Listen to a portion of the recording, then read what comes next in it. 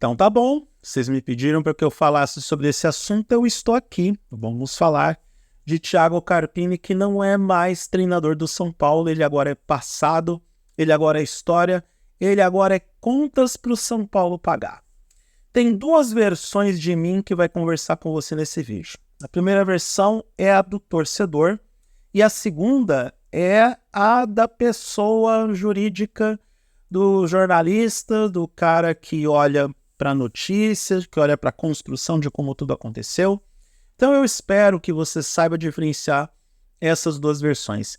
E espero que você, torcedor do São Paulo, entenda que a sua versão torcedor também foi afetada por algo que a diretoria fez. Porque, sincero e honestamente, o Carpini tem culpa até a página 7. E olhe lá, tá? Então vamos começar com a versão torcedor. Carpini mereceu sair? Sinceramente, ele fez por merecer. Não podemos nos esquecer que esse cara, numa das entrevistas pós-jogo de uma das derrotas que ele teve pelo São Paulo, ele teve a coragem de abrir a boca para dizer: quanto mais a gente perde, mais próximo a gente está da vitória. Eu entendi o conceito, eu até entendi a referência, mas a maioria não entende. Não é culpa do torcedor não entender essa filosofia ultra avançada, esse papo de coach. Dá para imaginar um coach falando isso, mas um treinador de futebol eu acho que não. Porque o que o torcedor quer é ver o time ganhando, vencendo jogos, tendo um bom desempenho. E eu até acredito nos jogadores quando eles falam que o Carpini tinha ideias boas, que ele desenvolvia um trabalho bacana, mas isso não se refletia dentro de campo. Era para combinar com os adversários que esse trabalho era bacana. E não foi o que aconteceu. Sinceramente, eu não consegui, em mais de 100 dias, observar alguma coisa no trabalho do Carpini que pudesse indicar que ele poderia ter aquele punch, aquele elan para poder conduzir o São Paulo. O Muricy Ramalho foi um dos caras que defendeu o Carpini e a permanência dele. E no Muricy eu confio. Só que, pelo visto, a diretoria não confiava. Há algumas tretas, alguns embates na diretoria do São Paulo. O próprio Muricy está indisposto com a diretoria. Isso, pelo visto, é regra no São Paulo já há muitos e muitos anos. Tanto que eu meio que desisti. Eu detesto usar esse termo meio que desistir, mas acho que é a melhor forma de eu me expressar. Eu desisti um pouco do São Paulo nos últimos anos porque é uma coisa que me dava desgosto. E aí quando você vai amadurecendo e vai percebendo que brigar por causa do time de futebol é algo meio estúpido, na verdade é bastante estúpido. É uma coisa idiota mesmo, não faz sentido. Aliás, você que vai dar o dislike nesse vídeo só porque eu falei mal do São Paulo e eu sou torcedor de São Paulo, não tem necessidade. Você pode simplesmente ficar aí e dar dislike, não vai fazer diferença nenhuma pro algoritmo do YouTube. Ele vai impulsionar esse vídeo do mesmo jeito. Então, brigar por causa do São Paulo, brigar por causa de futebol, não vale a pena. Porém, voltando a falar do Carpini, o meu eu torcedor diz que eu não consegui enxergar algo no Carpini que justificasse a sua permanência, porém, eu posso dizer que parte de mim defenderia a permanência dele, porque vai colocar quem?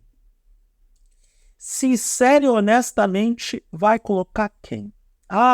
Vamos trazer um técnico copeiro, vamos trazer o Felipão, que foi demitido do Atlético Mineiro por circunstâncias misteriosas. E aí entenda a ironia quando você ouve uma frase dessa. Circunstâncias misteriosas. Tem aquele lance do timing, né? Carpini prestes a cair no São Paulo, o Felipão demitido do Atlético Mineiro por circunstâncias não muito bem esclarecidas. Olha só, uns mundos se convergindo e de repente o Felipão batendo no São Paulo. Mas tá, beleza, traz o Felipão, ele é copeiro, ele tem nome, ele consegue comandar o grupo, mas eu não vou abrir mão das minhas convicções. Eu acho o Felipão, apesar do bom trabalho, teórico bom trabalho que ele estava fazendo no Atlético Mineiro, eu acho ele um técnico ultrapassado. Ideias obsoletas, visão de futebol retrógrada, ele se desatualizou. Essa é a minha opinião sobre o Luiz Felipe Scolari. Vai trazer um técnico estrangeiro? Dizem as más línguas, ou as boas línguas dentro da imprensa, dependendo do ponto de vista, que tem muito técnico estrangeiro dizendo que não quer vir para o Brasil, está dando toco para o São Paulo. São Paulo chegou na situação de ser aquela Eu vou usar uma analogia que é péssima. O São Paulo é aquela senhora de 58, 59 anos, que quando tinha 30, 35 era extremamente gostosa, fez alguns retoques ali, um botox aqui, deu uma recalchutada, colocou algumas partes mais anatômicas no corpo, e aí quando chegou próximo de 60 a mais, tá aquela coisa meio caída, sabe? Meio desbeiçada, se é que vocês me entendem. E assim, o que eu me lembro do São Paulo, isso já no início dos anos 2000, eu me lembro do São Paulo vencedor, tricampeão do Brasileiro, campeão do mundo, enfim, era uma máquina de jogar futebol, ou pelo menos era competente o suficiente para ganhar títulos do Brasileiro em escala. E aí eu me lembro, e esse já é o meu eu jornalista falando, do Juvenal Juvencio. Juvenal Juvencio, quando ele se expressava sobre o São Paulo, ele fazia mais ou menos assim: nós somos o tricampeão mundial. Aquela coisa meio jocosa, sabe? Desleixada, com um excesso de desdém, arrogância, prepotência. Esse era o Juvenal Juvencio. Mal poderia pensar que, como chove pra caramba em São Paulo, Juvenal Juvencio é como um gizmo que se transforma em gremlin. Choveu, se reproduz. E tá lá a diretoria do São Paulo. Os cardeais do São Paulo. São Paulo Futebol Clube é conhecido por ter aqueles conselheiros eternos, os sócios vitalícios, e essas pessoas acabam, pelas influências e pelo amigo do amigo, acabam conseguindo vaga no conselho, acabam conseguindo o direito a voto, a decisão de quem vai ser o presidente, se vão construir a pista de bocha, se vão colocar a sauna, vão reformar a sauna. São Paulo já teve eleições para a presidência que se pautaram em qual presidente iria reformar a sauna ou não, sendo que o nome do São Paulo é São Paulo Futebol Clube e não São Paulo Sauna Clube. Até porque o São Paulo já tem aquela pecha, né? Aquela coisa rançosa que os outros torcedores de forma ignorante acabam aplicando para cima do time. Já pensou se chamar São Paulo Sauna Clube? Pense nas piadas. Então tá, Carpini mereceu cair. Eu não tiro o direito da diretoria em mandar embora o Carpini. O problema é que o Carpini foi tão fritado, tão abandonado, tão... Olha, eu tive pena desse pobre coitado quando ele chegou no Maracanã, no jogo contra o Flamengo, que ele chegou sozinho, completamente sozinho, isolado. Várias e várias coletivas, esse cara estava sozinho, não tinha ninguém da diretoria do São Paulo para dar um respaldo, um apoio, para reforçar. Nem mesmo o treinador está prestigiado, o Carpini teve. E eu não consigo parar de pensar que a culpa de tudo isso que está acontecendo é da diretoria. Afinal de contas, a diretoria pagou uma bala para trazer o Carpini e vai pagar outra bala para rescisão do contrato dele. Eu não sei se o contrato com a Lacta está gerando tanto dinheiro assim só para a gente ter o nome do nosso estádio rebatizado para Morumbis durante alguns anos. Mas eu acho que nem toda a grana que a Lacta jogou nesse naming rights justifica queimar tanto dinheiro com a demissão do Carpini, porque partiu da diretoria. E vai gastar outra bala para trazer, sabe lá, qualquer treinador. Não importa qual. Pode ser qualquer um. Vai torrar dinheiro. Se for o Felipão, então, pode ter certeza que a grana que o São Paulo vai queimar para trazer o treinador vai ser pesada. E aí, senhoras e senhores, moças, rapazes, meninas, meninos e Luciano, que deve estar assistindo esse vídeo, eu não posso tirar a culpa da diretoria. A diretoria é total responsável por isso que está acontecendo no São Paulo. E em um ano em que o São Paulo ganhou o placebo chamado Supercopa do Brasil, porque no ano passado ganhou a Copa do Brasil muito por causa do trabalho do Dorival Júnior. Não foi a diretoria, não foi competência da diretoria. Foi trabalho do Dorival. Trabalho do Muricy, porque ele é o principal responsável pelo futebol de São Paulo hoje. Aí ganha o placebo da Supercopa do Brasil. Acredita que com o time que tem, sem ter tanta robustez financeira e sem reforçar o time de forma minimamente adequada, pode ser competitivo na Libertadores, que ano após ano está ficando cada vez mais difícil, inclusive para os times brasileiros, porque o desempenho dos brasileiros nesses primeiros 2 jogos, para cada time que está na fase de grupos, não foi aquele desempenho que se esperava, não foi aquela dominância, não foi aquele atropelo. Todo mundo sofreu. Com o James Rodrigues, e aí também entra na conta do Carpini. Por que o James Rodrigues não jogou mais na mão dele? Esse é um dos mistérios, porque ele vai para a seleção colombiana e arrebenta. Ele acabou com a Itália no amistoso que teve na última data FIFA. E aí, quando chega no São Paulo, esse cara não joga. O que diabos aconteceu?